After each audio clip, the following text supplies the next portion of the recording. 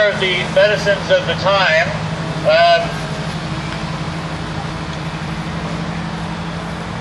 Dillingham's plant juice, recommended for scrofula, cancer, syphilis, and female troubles, contained 20% alcohol with a little laxative thrown in. They often would throw laxative into the laxative and booze into it, so you would feel some sort of effect and think, oh, this is a powerful medicine, it's doing something to me, whoa. You know, they also had the buckshot approach, where they would throw everything in there, maybe things that were known as having healing properties, or neutral wintergreen, I don't know, chamomile, throwing 10 of them in there, but not enough of anything to really have any effect on anything. This is the plot of the Ingham family. They had a servant named Hattie Empey. All right, I'm not going to keep here.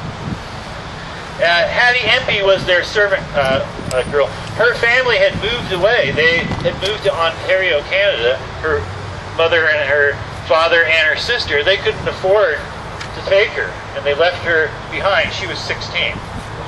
And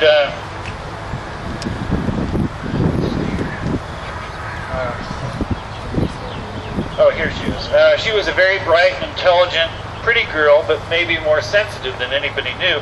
She was depressed and felt that her family had deserted her and didn't know they didn't have enough money. They sent her some money to come home, but it wasn't enough, so she was going to have to stay another 6 months or so before they could send her. And she felt miserable and dramatic, as the way only 15-year-old girls can. And she took an overdose of strychnine.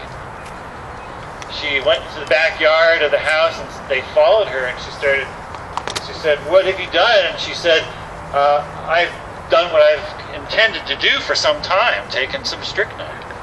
A doctor was called for, while the father tried to force some sweet oil down her throat, and then a mixture of mustard and water. But then she started to go into convulsions in front of the family, and then that was it. The doctor was called, but it was too late to really do anything. Often back then, they would give, for people that were in overdoses, there wasn't really much they could do. They'd give them an emetic or a diuretic, make them pee or poo it out or throw it up. But if it was already in your bloodstream, there wasn't really much they could do. When the coroner was called to the house, Hattie was cold and stark in the embrace of death when he arrived. That's from the newspaper. Hattie had bought it the day before from a pharmacy, saying she needed the strychnine for her mother, who wanted to kill some rats. And that's the sad Hattie Empey story. All right. Medicines from that time period that were popular were Dr. Bosenko's cough and lung syrup. A 1911 analysis revealed it to contain honey, syrup of tar, chloroform, alcohol, and morphine. Professor Hoff's cure for consumption was morphine and arsenic, while White Beaver's cough cream, White Beaver was Buffalo Bill's partner, analysis revealed it to be 74% alcohol with chloroform, morphine, and ammonia and turpentine, just for extra measure. Now, over in this area here is buried Ed Curran, and Ed Curran was a lieutenant in the Army who had just gotten paid, and he was a quartermaster sergeant of Company A in the cavalry. In 1866, the 30-year-old Scotchman got his pay and went to Sin City, Sacramento, where somebody slipped him a Mickey Finn and stole his bankroll. It was a very common thing that happened a lot back then. They would take either chloroform or morphine, chloral hydrate, put it in your drink, and you would drink it, and then you'd be out. If you were lucky, you would wake up in a ditch somewhere without any money. Otherwise you wouldn't wake up. And Ed Curran was one of the unlucky ones. he went to a lager beer saloon where somebody drugged his drink. Around 3 a.m., the steward of the steamship Chrysopolis, which was anchored at the foot of K Street, heard the footsteps of someone obviously intoxicated, who then fell overboard. It appears Curran was answering the call of nature when he fell over the rail and landed in the river. And of course, he was, drunk and under the influence of carbohydrates. And it was a strong current. He was carried away before they could get him. He was going around the side of the ship when they said, "Hey, what are you doing there? Where are you going, buddy?" And he said, "Aboard the ship." But he wasn't. He didn't make it. Nothing of value was found on his body, which tells you something. He had just gotten paid that day. So, and this one here, the grave I'm standing on, is the grave of Henry Kirk. And Henry Kirk was a pioneer pharmacist. I have more of these things here. Would you mind passing back there?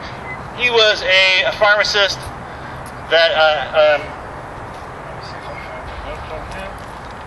Where are we? Oh, I don't need my notes. I know this stuff pretty well.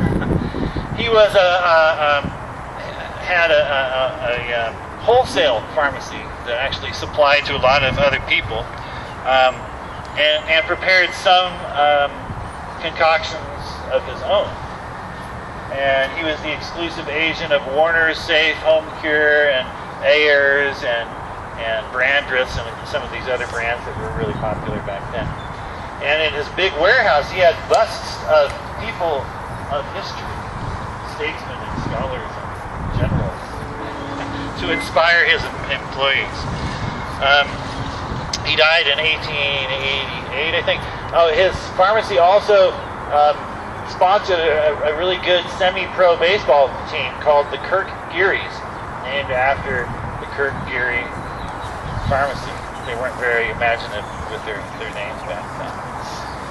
And let's see, as far as the drugs, on the handout that's going around there, Wyatt's Sage and Sulfur Hair Restorer, whose main ingredient was lead acetate, which is not good for anybody's skin.